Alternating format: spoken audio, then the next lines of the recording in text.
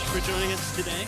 My name's Jake. I'm a director at Kite Insights, and I'll be your moderator for this session on business and public policy. When we think about lobbying, some of our minds go to a little bit of a dark place. Suits in shadowy rooms, leaning on our elected representatives. I'm happy to report that this session is going to be an altogether brighter affair. Together, we're going to explore why corporate engagement and advocacy, exercised responsibly and transparently, is essential to driving the social and ecological transformation that our economies and societies urgently need. And we're going to dive a bit deeper into the work that 3 great organizations are doing to help make this a reality. Our panelists today are Yannick, co-founder of the Climate Enterprise Convention, an organization inspired by the French Citizens Assembly, who to date have engaged close to 1,000 CEOs, leading businesses worth a combined 200 billion euro, to explore regenerative business models. We're also very lucky to have joining us Neyron, the General Director of Mouvement Impact France, an employers organization representing more than 15,000 French companies committed to ecological and social transformation. And finally, we also have Kelsey Beltz, Head of Global Partnerships with The Good Lobby. The Good Lobby support nonprofits, activists, philanthropists, and crucially, progressive business to give them a greater, more responsible voice in the policy process. Please join me in welcoming them to the stage.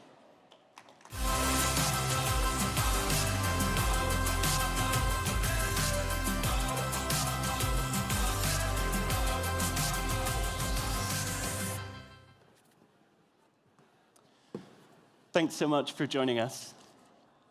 First, I want to ask you all to help us set the scene a little bit for the audience. I want to explore what the state is today of lobbying and why it's really so important that businesses start engaging more with public policy for good and for impact. Kelsey, perhaps we can go to you first. I know you're keen to reframe lobbying, show what it can be, and perhaps dispel some of the misconceptions around it. Perfect. Thank you so much, and happy to be here. So, as you can probably hear from the name of our organization, we do believe that lobbying can be good. And it's actually been recognized, even since in the last 3 years, that lobbying is actually a healthy practice for democracy. We actually need to have regular engagements with governments in order to put pressure in between elections. That being said, and somewhat paradoxically, we do see corporate lobbying as actually blocking progress on many of these issues. And so what we're really trying to do, while we're also upskilling civil society and giving them the tools, is also to reflect with corporations about what it means to lobby responsibly, because it's a tool, so it's really about how you do it. And we can train or give resources to civil society all day long, which is what I do for my job. But at the end of the day, if corporate lobbying is not done transparently and ethically, you're basically playing into a system where you're destined to fail. So that's part of why we're trying to explain to NGOs they should lobby, but also explain to corporations that you need to do it in a way that's ethical, transparent, and it's actually better for you in addition to the planet. Thanks so much, Kelsey. Yannick, now let's perhaps hear your perspective. Your work was born from the French Citizens Assembly, which I know you feel is an example of why it's really important to make this shift and start getting this right. Yeah, definitely. And before we started working on the Climate Enterprise Convention, in my mind, lobbying and evil were pretty much the same thing. And in reality, it is as long as a whole host of people who could have a voice decide it's not for them. And what inspired our project was to see the dynamic that happened with the Citizens Assembly, where you had 150 citizens who were randomly selected from the French population to be representative of the population, worked for a whole year with the best scientists, the best economists, the best philosophers that we have in France, and came up with 149 proposals to change the law in many aspects of French society. And what happened from the moment they published their proposals was that corporate lobbies, the type of corporate lobbies that would rather things not change rather than things change, got extremely active, not just attacking the ideas, but the people. Yeah. And there was a systematic exercise in attacking the credibility of those 150 citizens, despite all the work they'd done, their legitimacy to represent the French people, their legitimacy to work on political subjects, having not been in any election, and even just their, let's say, their intellectual credibility. And one of our starting points really is we asked ourselves, okay, what would happen if we went through the same exercise with 150 CEOs rather than 150 citizens of all types? And we're doing this because when you think about it, there is really one category of people that lobbies and the political class will never systematically attack, try to decredibilize. It's CEOs, because they need those people too much. So our theory of change is, if you can have CEOs that have taken the time to understand what planetary boundaries are, what finite resources are, and what it means for business and for the world of 2050, and you create the space for these people to speak up and use their businesses and their transformations as an example to ask for change, that's where we think you can have some really systemic change that starts. Thank you so much, Yannick. So, message loud and clear from both of you: lobbying, not evil, not inherently evil, and the potential of businesses engaging to build credibility. They have the resources, they have the skills to act on global challenges. Caroline, your organization represents more than 15,000 of those French businesses that really do care about impact. What's the role of partnerships and collaboration in driving the kind of policy shifts that are needed for this transformation to take place? First of all, our unique goal is to create a strong, large and loud voice for the impact entrepreneurs and all companies committed in ecological and social transition. And now they are not represented at all by all organizations, traditional organizations of our lobby. And they must have a voice to present and to be in the debate to understand how we can make economy with another model. It's very important because nobody defends their interest now, and nobody defends a new model. So it's our goal, and we think it's very important for companies. First of all, because actually we are in front of a so unfair economy. Because if you want to be committed in transition, social and ecological transition, you don't have any really incentive for that.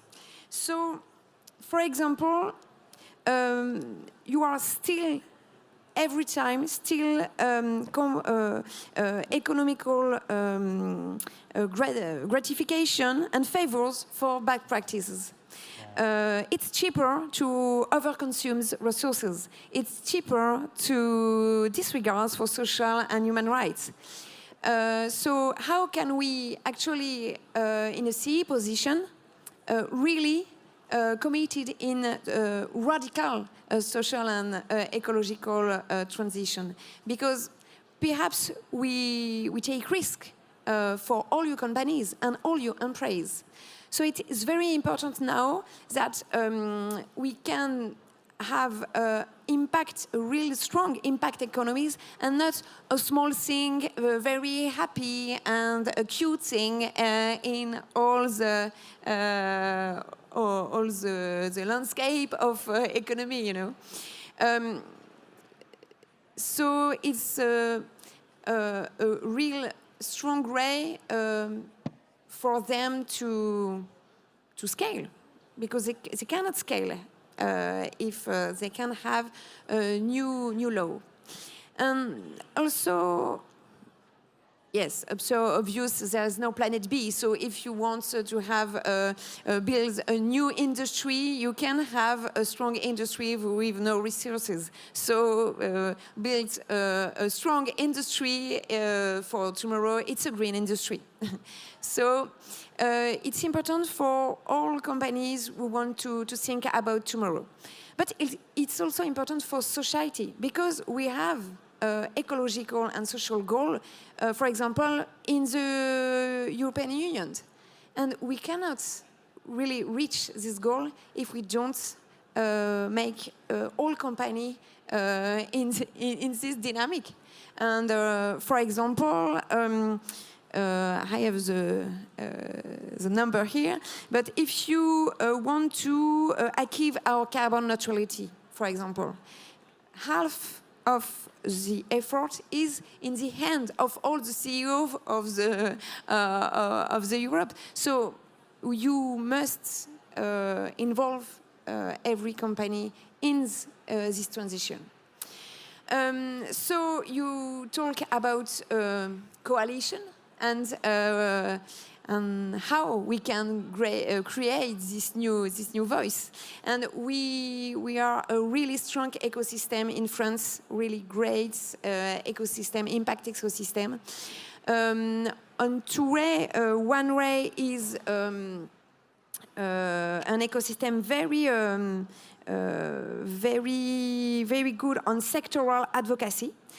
So they are doing a great job, for example, circular economy. And we also have a lot of label organization helps entrepreneurs to do radical transformation.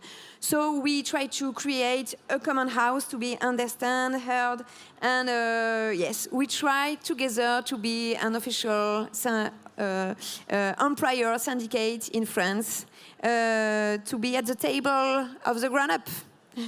Thank you, Caroline. And so to achieve radical transformation, united, it's really possible to move beyond those sorts of short-term, self-interested incentives that you're talking about and maybe build towards a better future. Now I'd like to ask each of you to dive a bit deeper into your work. I want to explore maybe some case study examples from your organizations, really what you're doing to encourage the kind of positive change that we need to see in this space. And maybe also what it looks like when businesses and policymakers really get this right. Kelsey, I know that your team has developed a responsible lobbying diagnostic tool, perhaps to make that a little bit easier for businesses to understand what good looks like. Would you like to tell us a bit more about that?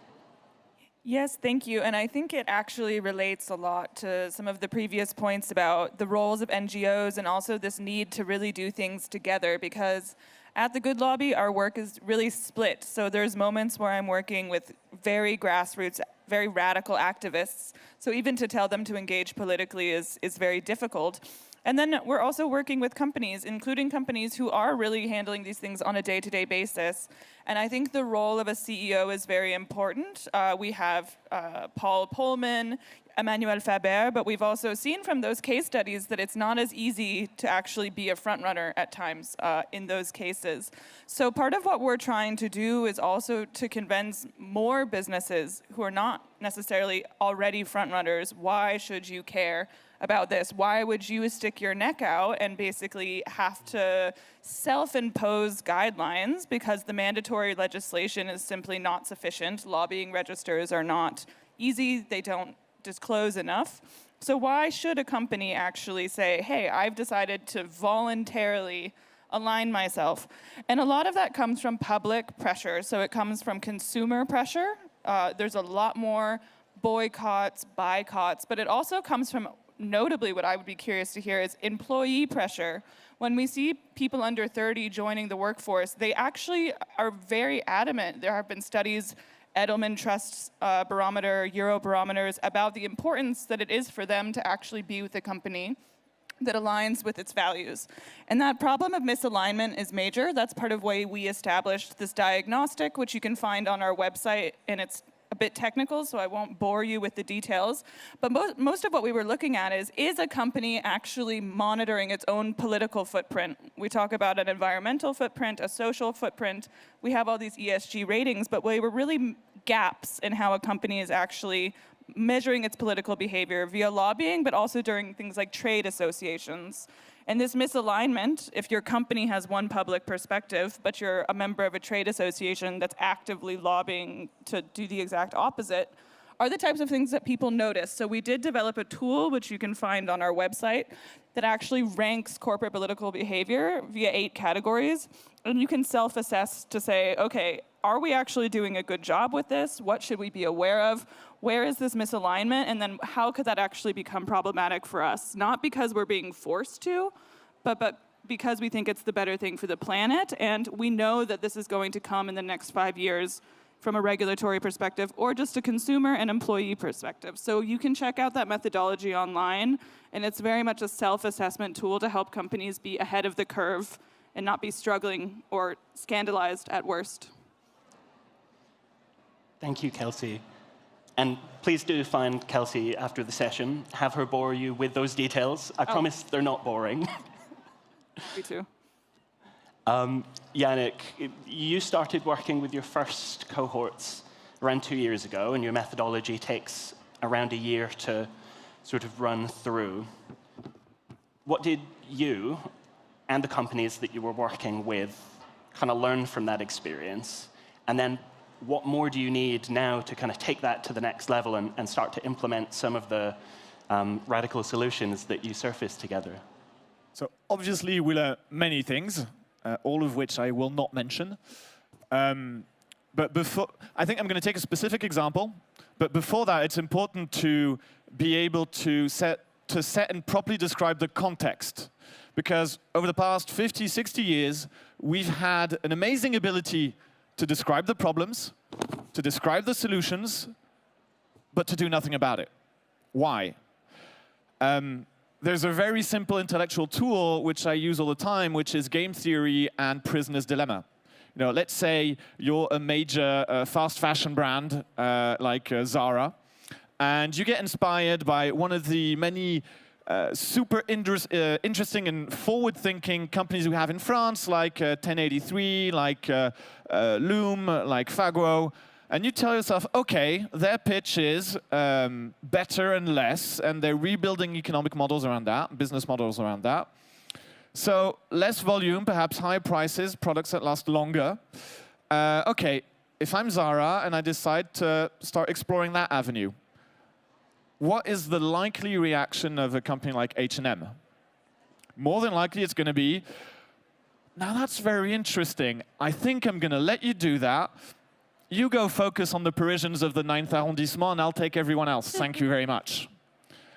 And it's perfectly rational for Zara to anticipate that that's what's going to happen. And that's prisoner's dilemma. They're thus going to do the opposite. So how do you break free from that? There are 2 things. One, something we mentioned already, cooperation. You know, in-game theory, that's how you break out of a prisoner's dilemma. But also with all the subjects that we have in common, and not just us on this stage and in this place, but across the world, is the challenge of the long-term view. You know, many of us have probably worked in organizations where you're asked to deliver results for the year, for the semester, for the quarter. You know, I worked in a sales organization in Google. The pitch was, keep Wall Street happy, 20% quarter-on-quarter growth, year-on-year growth for your quarter. Nothing else mattered.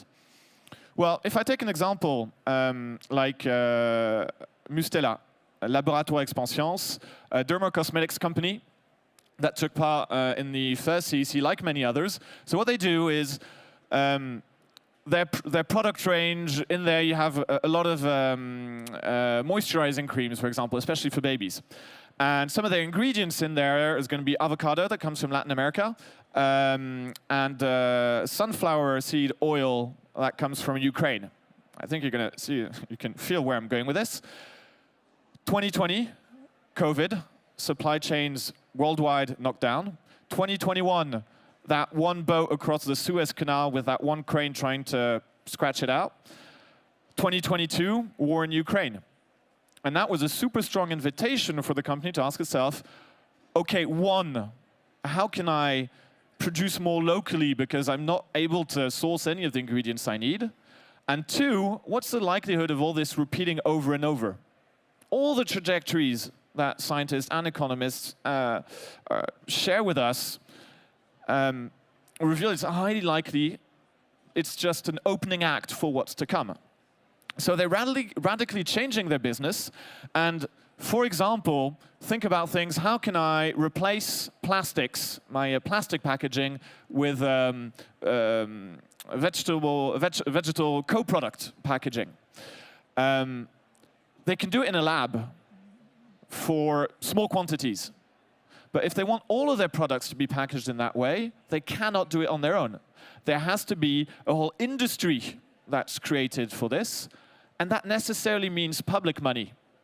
And in this day and age, we're post-COVID, we're starting to tell ourselves once again, in a cycle, I guess, that money doesn't grow on trees, and we'd rather have to spend less public money. So investing public money in new value chains that are necessary for transitions means taking public money out from somewhere to put it in there. So you can innovate all you want to create low impact, circular, recyclable, everything you want. But if you want to scale solutions, you necessarily need public money. And you have to have politicians and policy thinkers and CEOs who are able to see long term. And there's one study from, it was a paper chart, a fun chart from the Financial Times. That's kind of antinomic perhaps, but it was. Which described expressed the net zero objectives of a certain number of big corporations, expressed in the, divided by the time, the average time spent on the job of their CEOs. Top of the list was Lafarge, and their net zero 2050 ambition is for in 13 CEOs' time. Now, what does CEO 1 care about the trajectory? What does CEO 12 care? What is CEO 13 going to say? Why are you blaming me? I've been on the job for 6 months. And it's exactly the same thing in our political spheres. You change ministers. Caroline has met a lot of them. With her, I've met a few since 2020. They change every 18 months. So that is one of the major problems that we're going to have to tackle, the way we look at the long term. Because it's really not for lack of ideas. Thank you, Yannick.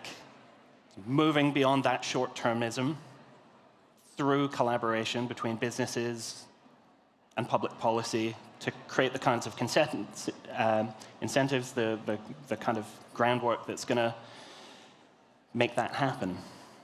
Caroline, I know we have elections coming up here in France and also at the European level.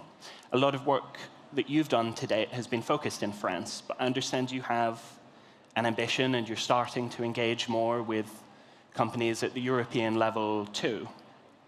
Tell us a little bit more about that ambition, and also we'd love to hear about the Business for a Better Tomorrow coalition. Yes, to prepare a European election, we create a coalition, Business for a Better Tomorrow, with 17 organizations from 12 countries, because it's very important now to have a European point of view, a state of mind in impact economy, and we don't have the same history and the same vision in all over Europe. You know, it's not the same vision in a Scandinavian country and in the south. Or we have to have a vision more more alienated, you know, and a common dynamic to be a really great interlocutor for the European Commission. And this 17 organization, it's 100,000 companies. It's not nothing. And we can have a stronger voice now. And why it's important now? Because you know, everybody here perhaps knows about CSRD, CS3D, and the really strong work that European Commission and Parliament did for the Great Deal the 5 past year. And in front of that, they have one big interlocutor and person in front of them, one organization to represent all companies. It's Business Europe.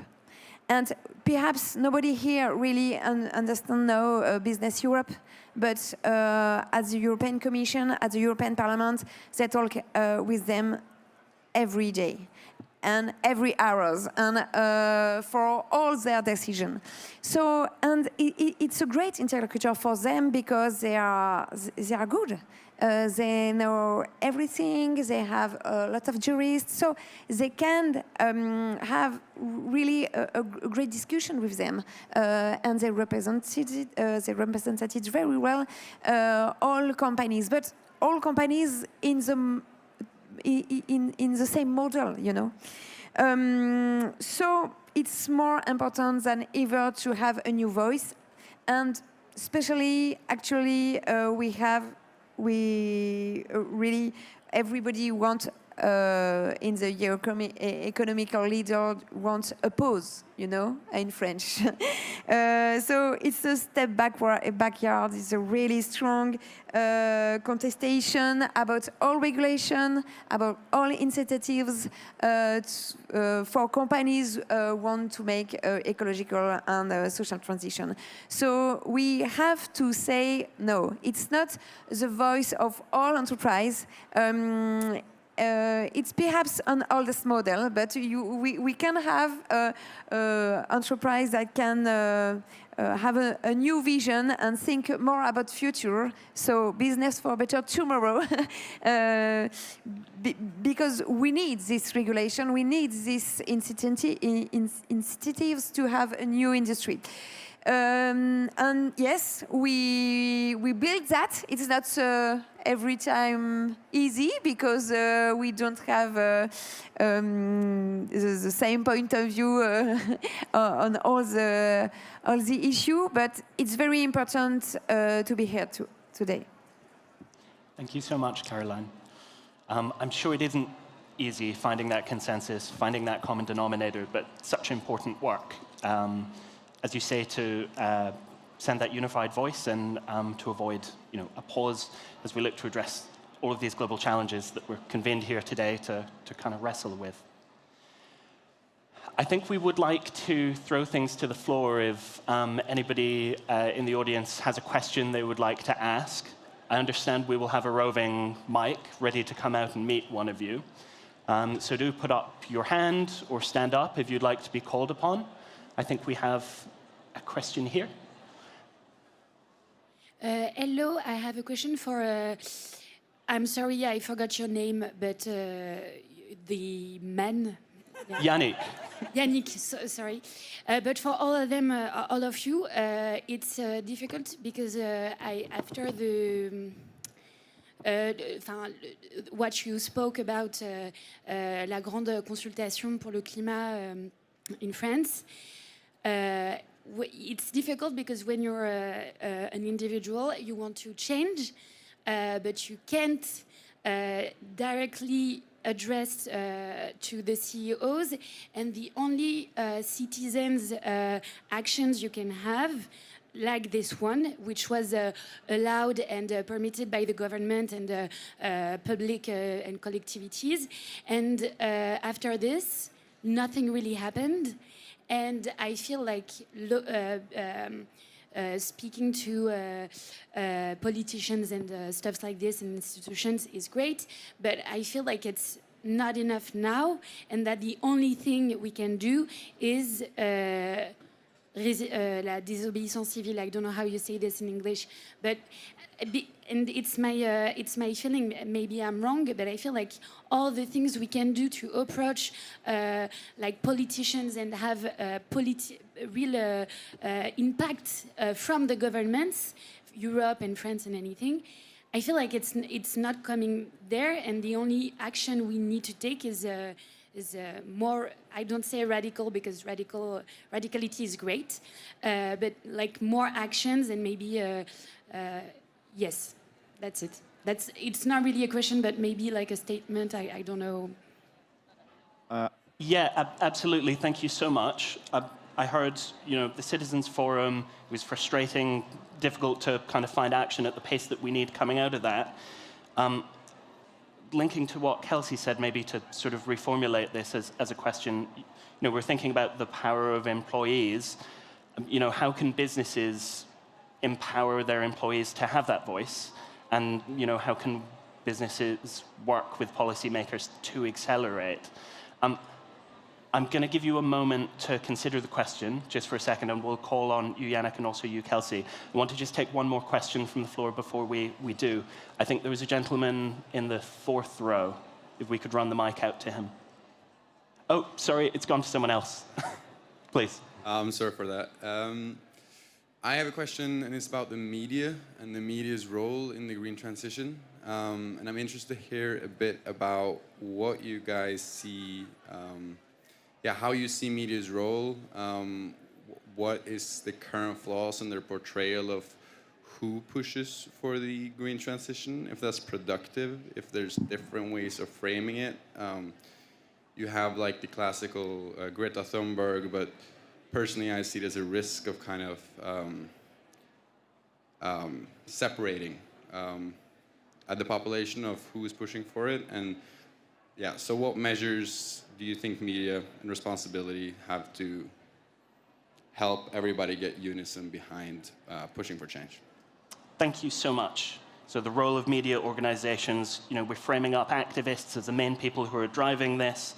How can we put more of a spotlight on business, on what's happening in that connection with our representatives? I think we'll deal with that first and then come back to the second piece. Would anybody like to put their hand up? Do you have any media organizations within your... Yes, yeah. Yes, because economic situation of media, it's a question. And perhaps it's a question in your question. Perhaps to start, you talk about disobedience civil, about the power of citizens, and perhaps the choose. And we think we don't have the luck to choose because we are such in a urgency. We think everybody must move and take the power where it is. And perhaps the citizens, some of them want to. Are more in a revolution state of mind, and it's okay because the force it's a point. We see in France that there are perhaps much violence in the debates around ecological and social situation, and we need to understand that perhaps it's a necessity now, but. We think also we have democratic power and we have organization now, and now it's not okay to have organization of CEO only focus on business and never focus on ecological and social issue. And perhaps if everybody with his responsibility and state of mind takes the situation and try to do something, perhaps we can have some results. If we play again a reform against revolution, perhaps it's not. We don't have enough time for that. just to answer really about the media thing, yes, for us, we see really a great change, and perhaps it's a change now. It's a change because its own of the great economic media in France, Les Echos. So we see they really want to understand. And we think perhaps we have an economical issue about media, and it's not a little problem. We have also very lack of knowledge about ecological and social issue. And we see, we talked yesterday with the CEO of Les Echos, and they are doing, and perhaps I think with you, a lot of formation, and they are very wondering about the level of lack of knowledge about that. And perhaps we also have a lack of knowledge about real economical issue. Because perhaps it's in France, but we see every time we don't have the good question about the transition. And if we have question about perhaps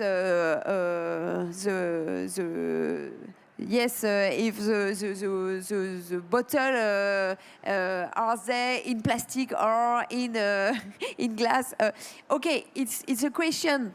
But have really interrogation about the investment of the company. But not all journalists can have the good question to understand really the transformation of the company now. Thank you, Caroline. And we're going to go back to the first question we had, Citizen Forum. How do we accelerate? How do we, through businesses, empower employees, individuals, and how does closer collaboration with policy help us to accelerate? Kelsey, I think you had a comment, and then I'd like to go to Yannick quickly. Conscious of time, if we could keep things to a minute or so. Thank you. Yeah, I think I can actually sort of address two at once, and I'll keep it snappy because we're here at the panel about business, but actually why the Good Lobby was founded was to help move from protest to action. So I still think protest and civil disobedience are very important for grabbing attention, but they're not always effective at actually enacting a policy change. If you don't actually propose the change, if you don't know how to meet with a politician, it can be very difficult because there are other actors like the professionals who have those tools. And so it's good for attention, but it's really good to be able to actually leverage. And if you check the Good Lobby website, we have an entire guide to citizen lobbying that breaks down the different ways you can actually interact to drive your policy change. And on that note, also on the media question, I think that protests can be really effective and they're picked up by the media. I came back from Brussels yesterday. My entire office was surrounded by tractors. But if you look at who's doing the actual lobbying, it's big agri. It's not the individual farmers. The farmers are really good for the front page of the news, but when it comes to who's making the demands, it's giant agricultural lobbyists. It's not the guy that just rode in on his tractor. So I think it's important to see what's sort of window dressing and effective and sort of attention grabbing, and then look at why am I not actually getting this policy change?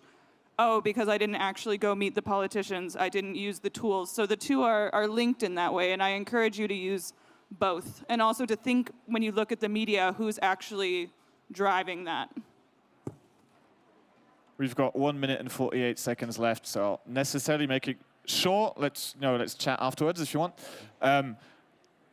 It's again a question of context and understanding who are the players in the game and what are the drivers. You know, in France, there's an idea that's emerged that I like a lot. That's called the triangle of action, to describe the fact that you have your public sector, you have your companies, you have your citizens, and each one of the three has perfectly valid reasons to say it's the other two who should be doing something about it. And you know, when you think about, okay, do we have any power as citizens versus corporate lobbies and versus politicians?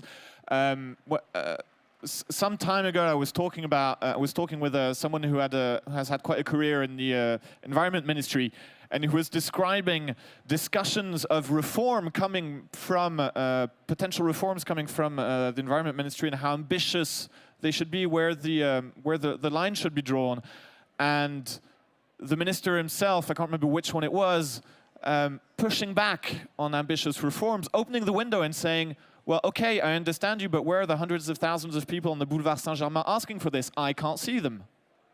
So no, that's part of the role, the Gilets jaunes.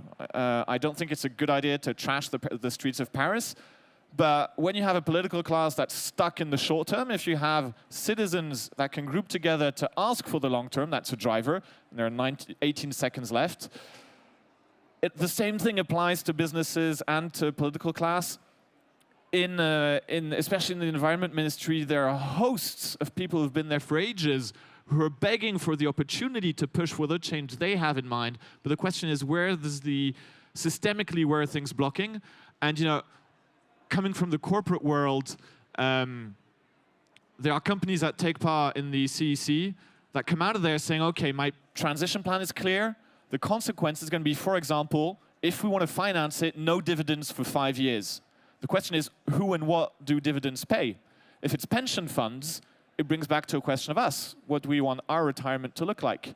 So this is not to say, to feed the triangle in action, to say, okay, no, actually it's not our fault, but it's the opportunity to look at the systemic nature of things, to spend the time to be able to analyze it, and to use that knowledge to have smarter conversations, rather than sort of binary black and white ones, which is, coming back to the question of the media, is what sells, and that's also a cultural change that we have to go into. Thank you so much, Yannick. And as you say, we are unfortunately out of time, but some really clear calls to action coming out of all of your kind of key points here today, and I just want to thank you so much, all three of you, for joining us. If you enjoyed the session, please do look out for the European elections grand debate later today over on the Nest stage. Thank you, and have a great rest of your conference.